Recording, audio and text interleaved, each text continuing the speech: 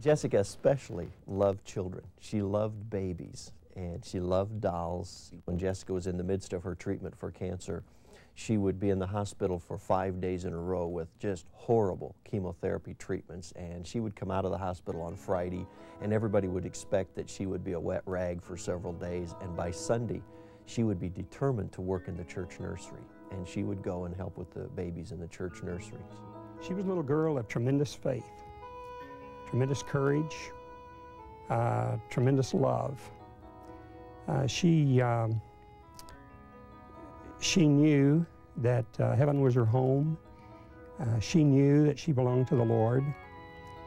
And she knew that whatever happened, that she was going to end up with the Lord. And I think that was a real, a deep thing in her life.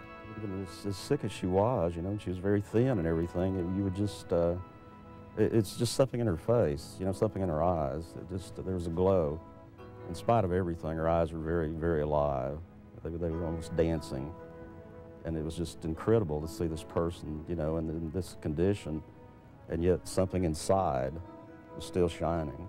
But just that brief time that I saw her, and, you know, I heard about her parents, and everybody was telling me about her, and, you know, the way that she had lived and how she had handled her illness, and then, you know, she was, the way that she had handled death. And so I always felt that, you know, in that brief time that I met her, she taught me something about living and also dying. The Lord has shown me through Jessica's ordeal that, that we are here for each other. We don't just come to earth and live our own life and have things. And I think that was a wonderful lesson for me to learn, a very valuable lesson. And I use it every day, that I'm here for other people. I know we're here to glorify God, but we are definitely here to help one another and lift each other up in times of good times and bad times. Some people would tell us, you know, we're not praying just for Jessica, we are also praying for you other three, and that was real encouraging to us, because we needed it just as much as Jessica. We needed the prayer just as much as she did, because it was really hard on us being teenagers and in the house and having Jessica ill. And it was hard, but I think God really, I'm really glad He put me through it, because I feel like I'm really stronger because of it. That it doesn't matter who you are, how old you are, how young you are, what your problem may be, you ask God for grace if you belong to Him, and He'll give it to you. And obviously, here was a young girl who showed a maturity well beyond her years. In my experience, I've seen lots of older saints who complain bitterly about the experiences of their lives, and probably because they forgot to ask for God's grace. It seems that Jessie didn't make that mistake, that she leaned regularly upon the grace of God, and even as a young person showed the strength that comes from God's available grace. Well, I like to go to Six Flags, and I like to go to Wet n Wild, and I like to ice skate. I like to go camping. You don't need to be afraid, because you've got the Lord in your life, and He knows what's going to happen. And so you just have to live as much as you can.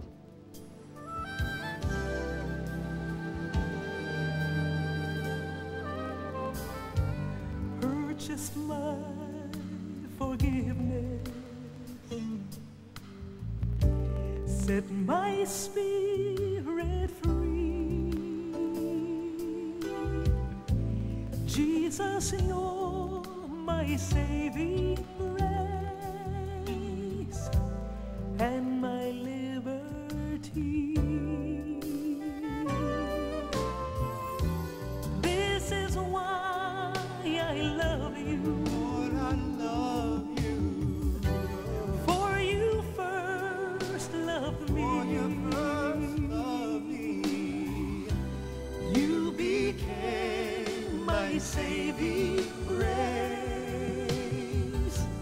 Jesus, Savior, sacrifice.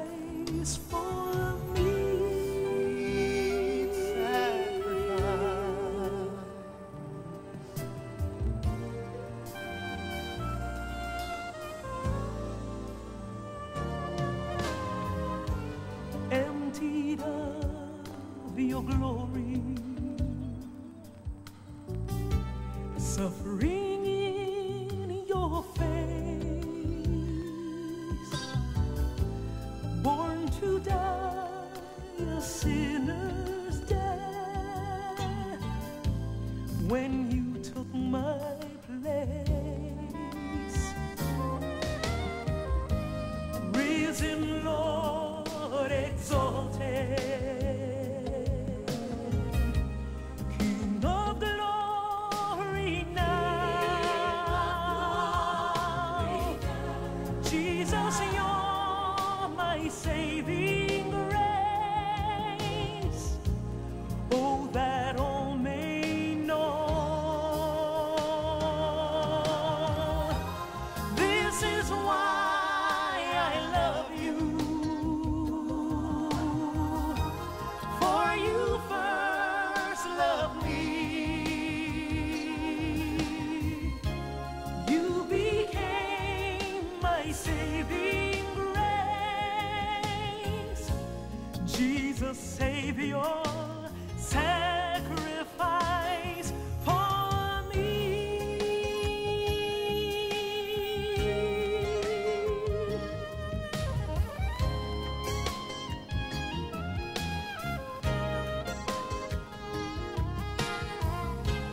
You became my saving grace. Jesus, Savior, sacrifice for me.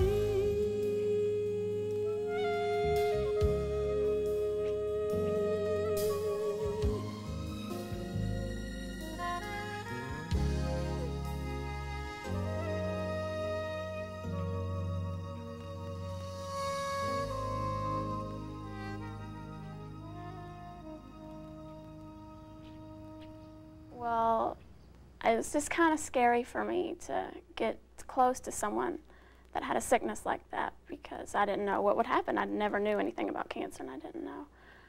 And John said, well, you should get to know her.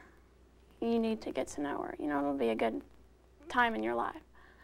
And so I was very thankful for that because I did get to know her. And we got very close. And she changed me in many parts of my life. I was a Christian at the time, but I wouldn't say that I understood all that was going on with being a Christian. And just seeing her, how the Lord worked in her life, and she would often talk about it, and listening to her pray. And it just really showed me how much your life can change if you totally give your life to God. I mean, I looked up to her. You think of most kids my age looking up to someone older like a parent, but just the way that the Lord was in her life, I looked up to her very much. And one time we were in the hospital, and it was right before one of her surgeries. We weren't sure if she was going to have the surgery or not. We were in her room. And I was just kind of in a daze in the room, just kind of looking around, and she looked up at me and she said, "Are you worried?" And I said, well, it kind of took me off guard because I wasn't expecting her to say that. And I went, well, and she kind of went, "Don't worry." She goes, "We'll see each other again someday if something happens." And to me, it just really touched me in many ways, just knowing that something so tough like that, a surgery, not knowing what the outcome will be, that she knows that if anything does happen, we'll all see each other again. The last week of Jessica's life, and particularly, she was having real difficulty breathing, and she was getting very, very weak. She wasn't able to swallow solid foods, so she was starving to death, and her right lung was completely obliterated with cancer and was not functioning. Her left lung was being consumed by the cancer, and so she was having a great deal of trouble breathing, and she was just getting very, very weak. She was in a wheelchair with her head on a card table. She was still working on her projects. She was still working on rubber stamping. She was still making Christmas cards and embossing, and she was still filling out an order of stamps for friends of hers. So she was still doing her projects. We were still playing games together, but she was getting very weak. Particularly the last day, on Saturday, she was very, very weak. Friends were coming. She was filling out a stamp order. She was making Christmas cards, but she was getting weak. Saturday evening, we had some guests early in the evening, but about 8 o'clock everyone left and the family was here and a couple of friends of our children. And the family just gathered together around Jessica in the living room. And it was obvious that this was very near the end. At one point in the evening, Jessica said to me, "One more, Daddy." And I didn't know what she meant. I didn't know what she was asking for. I said, "Jessica, what do you mean? One more, Daddy. Let's play one more game." We love to play games together. And she wanted to play one. We never did do that. She was too weak to enjoy that, to do that. About 11 o'clock, Jessica was very, very weak, but she leaned over against me. I was sitting next to her, and she was in her wheelchair, and I was sitting next to her, and she leaned across my chest and reached across. And she said, "I'm ready to go now, Daddy." And I said, "Jessica, do you mean to heaven?" And she said, "Yes, Daddy. I'm ready to go over there." And it was just that close to her. It was just that real to her. There was no fear. We had talked about heaven and some of the people that were going to be there waiting for her. And there was no fear. There was no dread. It was just that real to her. "I'm ready to go over there, Daddy." One of the things I had prayed during the night, we had been warned about some horribly traumatic death with her lungs being filled, the possibility of gasping for breath and all of that trauma. Her heart was weakened, so we had been warned about a coronary rupture with a very traumatic thing. One of the things I had prayed during the night, I said, "Lord, you've answered so many prayers for us. I just have one more prayer. Would you please take her gently?" And she was in a coma for 14 hours and just slipped gently away into heaven. I think of that night and that evening and really the last week of her life, and I just sensed that the Lord gave me the privilege as her daddy of walking her to the door of heaven and turning her over to the Savior. Through the years, through sunshine and rain, when others faltered, your heart never changed.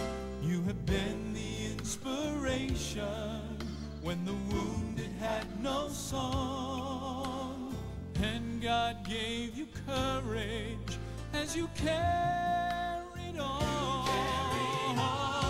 Well done, good and faithful servant.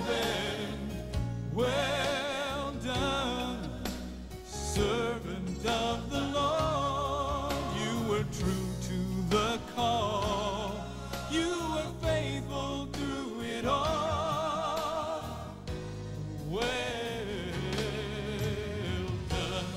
When we stand before the Lord and He rewards our faith, I know He'll look at you with love and say,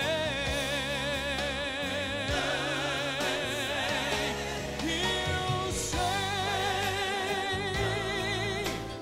good and faithful servant, well done, servant of the Lord.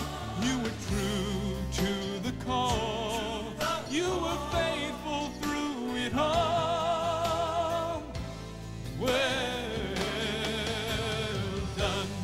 Well done, good and faithful servant. Well done, servant of the Lord. You were true to the call, you were faithful through it all. Well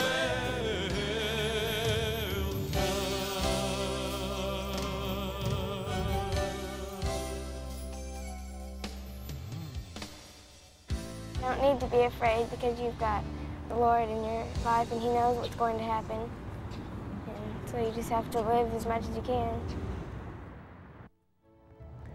You've heard eyewitness accounts of